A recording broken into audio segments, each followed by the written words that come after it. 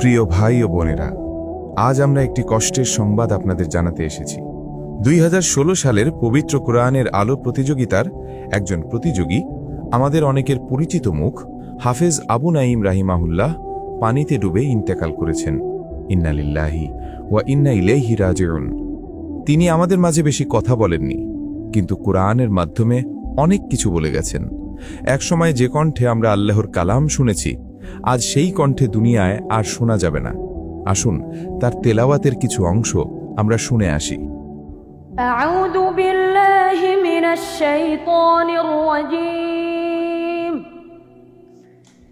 বিসমিল্লাহির রহমানির রহিম।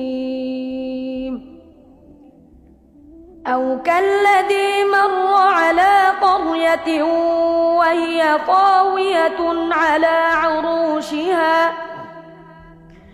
قال أنى يحيي هذه الله بعد موتها فأماته الله 100 عام ثم بعثه قال كم لبثت قال لبثت يوما أو بعض يوم قال بل لبثت 100 عام فانظر إلى طعامك وشرابك لم يتسنه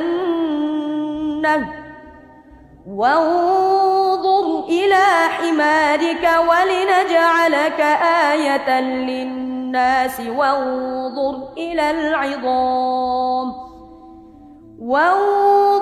إلى العظام كيف ننشزها ثم نكسوها لحما فلما تبين له قال أعلم أن الله على كل شيء قدير।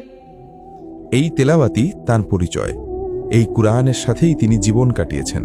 আমরা আল্লাহর কাছে আশা করি, হে আল্লাহ, আপনি হাফেজ আবু নাঈম রাহিমাহুল্লাহকে জান্নাতের উঁচু মাকাম দান করুন এবং শহীদের মর্যাদা দান করুন।